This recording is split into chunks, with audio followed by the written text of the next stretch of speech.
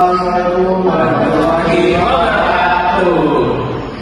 Kami dari kelompok 6 ingin mempresentasikan modul 14. Di mana di sini ada saya Muhammad Raisadat, Saya Kalisa Masyarakat.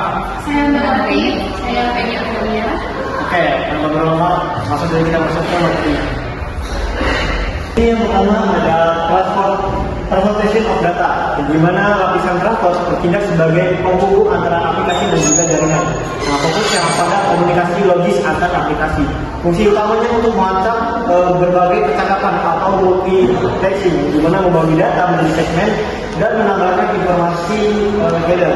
Lalu terdapat dua protokol utama, yaitu TCP sebagai itu Transmission Control Protocol, di mana protokol connection oriented yang andal menggunakan pengakuan atau acknowledgement, penomoran urutan dan juga kontrol aliran untuk memastikan semua data sampai dengan utuh. Lalu yang kedua ada UDP, yang dimana user datagram protokol, yang dimana protokol connection itu best effort, di mana lebih cepat dan ringan karena tidak ada mekanisme pengiriman ulang atau pengakuan data.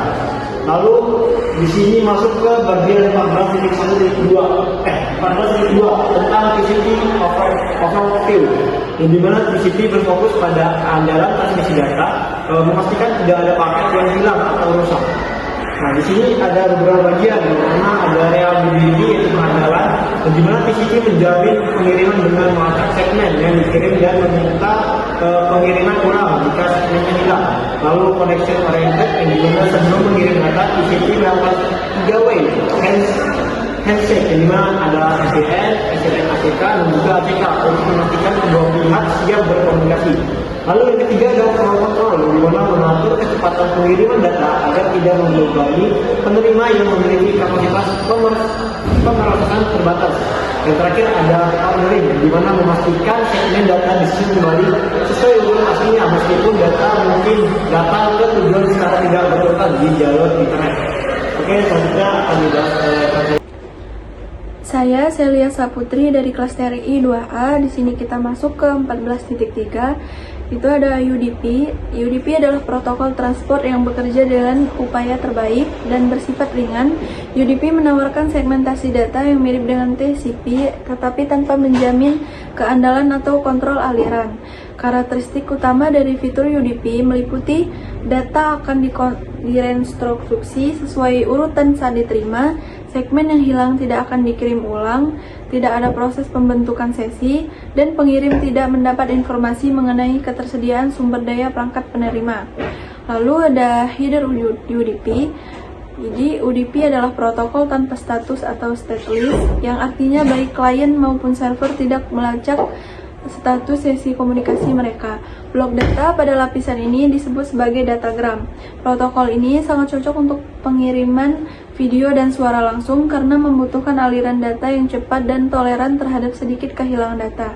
Header UDP jauh lebih sederhana daripada TCP karena hanya berukuran 8 byte atau 64 bit dan hanya memiliki 4 buah kolom.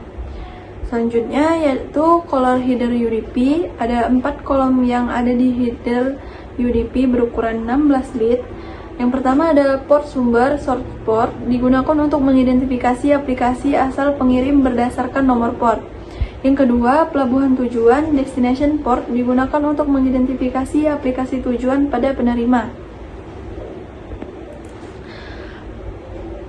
Lalu ada panjang, length, menunjukkan total panjang dari keseluruhan header datagram UDP.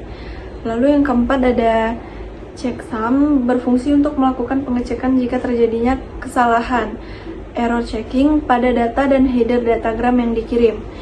Lalu selanjutnya ada aplikasi yang menggunakan UDP, tools.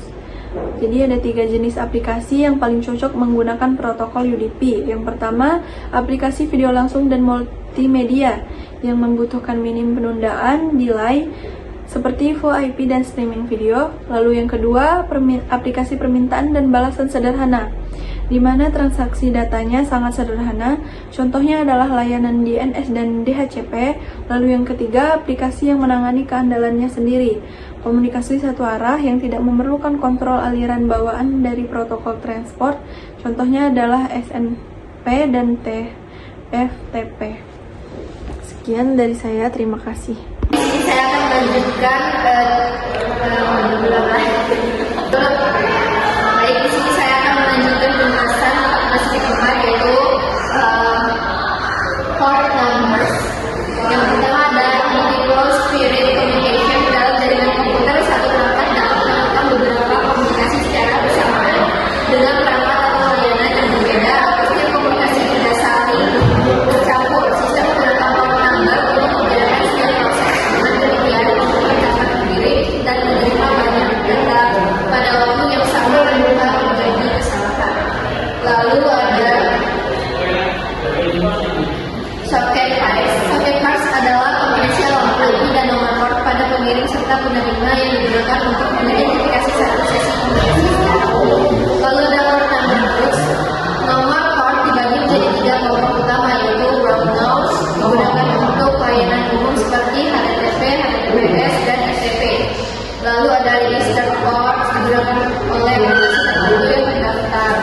Lalu ada dynamic private port digunakan sementara oleh perangkat saat membuat koneksi ke server. Setelah itu ada the nest command. Nested adalah perintah yang digunakan untuk melihat status koneksi jaringan pada komputer. Perintah ini dapat menampilkan port yang sedang digunakan, koneksi yang aktif, alamat IP yang terhubung, serta layanan yang berjalan.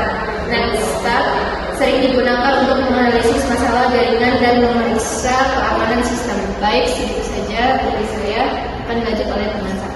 Di kelas di sini server menjalankan aplikasi yang digunakan pada proses untuk menerima koneksi dari klien. Setelah koneksi diterima, server dapat melayani komunikasi data dengan satu atau lebih klien. Di 14.5.2 itu ada connection history, yaitu sebelum mengirim data, TCP membangun koneksi menggunakan three-way headset, yaitu SYN, ACK, ACK. Di 14.5.3 ada session termination, dimana setelah komunikasi selesai, koneksi TCP ditutup menggunakan proses four-way headset dengan pertukaran paket FIN dan ACK agar koneksi berakhir dengan aman. Di 14.5.4 three-way headset memastikan kedua perangkat siap berkomunikasi dan mereka serta sehingga pengiriman data menjadi andal berbentuk. Di 14.5.5 berisi penjelasan visual mengenai proses three-way headset, mulai dari pengiriman SYN balas SYN ACK hingga ACK sebagai data koneksi berhasil. Di 14.5.6 ada check your Windows Standard, dimana bagian ini dari soal atau modul untuk menuju pemahaman mengenai proses komunikasi TCP, termasuk pembentukan koneksi, pengiriman data, dan pengertian koneksi. Sekian dari saya. Menjelaskan di chapter 14.7, yaitu ada UDP communication. Jadi di sini ada karakteristik UDP, yaitu UDP bersifat connectionless, cepat dan memiliki aplikasi rendah, cocok untuk aplikasi real-time seperti VoIP. Ada juga pengiriman datagram. UDP tidak menjamin urutan atau keandalan pengiriman data. Jika urutan penting, aplikasi yang harus mengaturnya. Ada juga proses server, yaitu server mendengarkan permintaan pada port tertentu. Contohnya ada DNS 53 dan radius 1812. Sini juga ada proses klien, di mana klien menggunakan port sumber dinamis dan mengirim ke port server. Juga pada saat server membalas port tersebut, port sumber dan tujuan saling tertukar. Jadi selanjutnya akan dijelaskan oleh selanjutnya di 14.7 yaitu UDP communication. Karakteristik dari UDP atau low overhead versus reliability. UDP adalah protokol connectionless tanpa koneksi yang tidak melakukan negosiasi koneksi sebelum mengirimkan data, sehingga sangat cepat dan efisien. Protokol ini memiliki overhead yang sangat rendah karena header datagramnya kecil dan tidak ada lalu lintas manajemen jaringan, menjadikannya ideal untuk aplikasi seperti VoIP atau Voice over IP. Selanjutnya ada pengiriman datagram dan reassembly. Berbeda dengan TCP atau UDP, tidak memiliki fitur pelacakan nomor urut atau sequence number. Datagram yang dikirim melalui jalur berbeda sering tiba dalam urutan yang salah. UDP tidak melakukan pengurutan ulang atau reordering. Data langsung disusun sesuai urutan kedatangannya dan diteruskan ke aplikasi. Jika urutan data sangat krusial, maka aplikasi pengirim atau penerima itulah yang bertanggung jawab untuk memastikan urutan datanya.